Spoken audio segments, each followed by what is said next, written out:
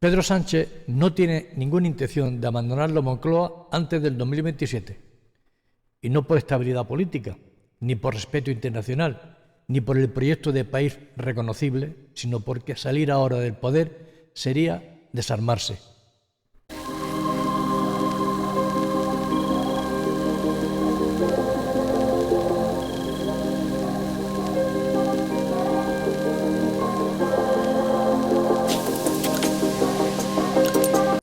Su estrategia es clara: resistir, aguantar y llegar al final del mandato, aunque la legislatura esté políticamente muerta, aunque no haya presupuestos y aunque el Congreso de los Diputados haya quedado reducido a una Cámara irrelevante. Él mismo lo dijo, y sin rodeos: no necesita el Parlamento para gobernar. Convocar elecciones anticipadas supondría abrir en canal a todos los socios que le han sostenido durante todos estos años: Sumar, RC, Junts, Bildu y el PNV. Todos ellos se verían obligados a explicar por qué apuntalaron a un presidente que incumplió promesas electorales esenciales y que cambió de posición en cuestión de Estado. Sánchez lo sabe y por eso no les dará la oportunidad de apuñalarle políticamente para salvarse. Mientras dure la legislatura, todos comparten responsabilidad y silencio, pero el motivo de fondo es mucho más delicado. Permanecer en la Moncloa es también una forma de contener el horizonte penal que se cierne sobre su entorno político.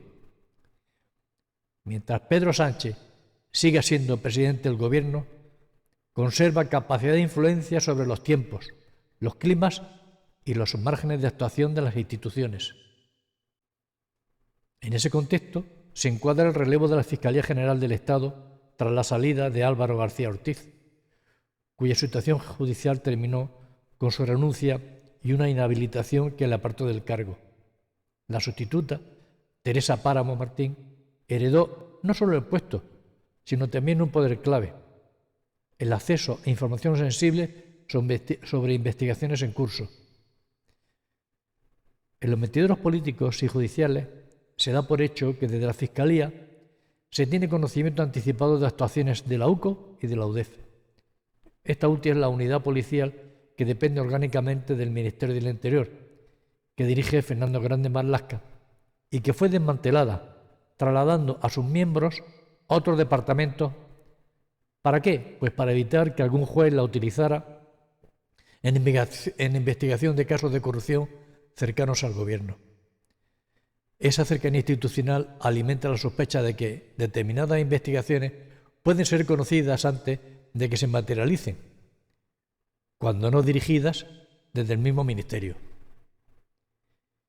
Y en ese terreno se sitúa uno de los episodios más inquietantes de los últimos días, y es el relacionado con la aerolínea venezolana Plus Ultra. Menudo asunto. Todo indica que iba a explotar inevitablemente, y entonces se hizo caer en un juzgado controlado por la Moncloa y se le facilitó a algunos miembros de la Policía Nacional integrados en la UDEF para que llevaran el caso de manera que se pudieran controlar los daños, como en su día se hizo con el caso de Raúl Morodo, un escándalo con ramificaciones venezolanas donde se podía haber tirado del hilo implicando a José Bono, otro del lobby gay como Morodo, y a Zapatero.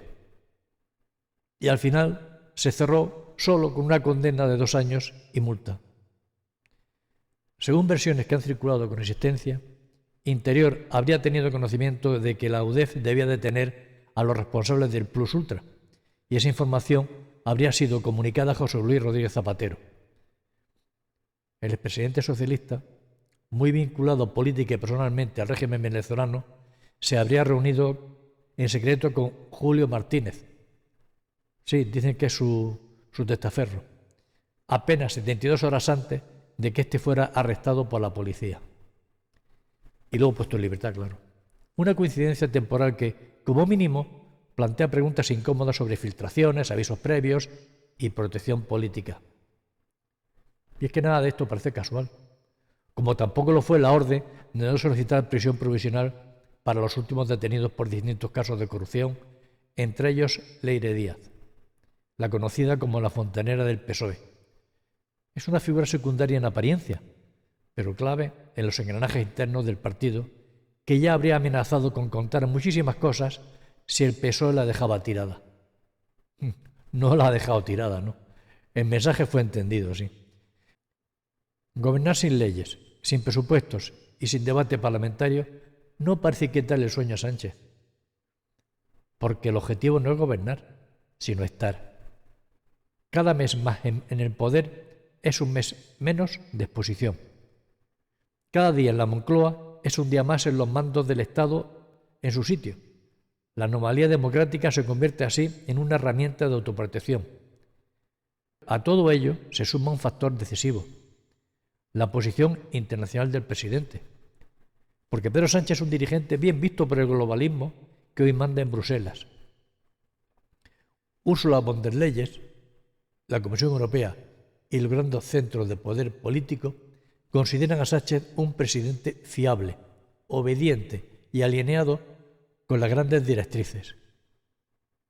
Mientras defienda la agenda marcada y no se salga del guión, contará con las bendiciones de quienes gobiernan Europa.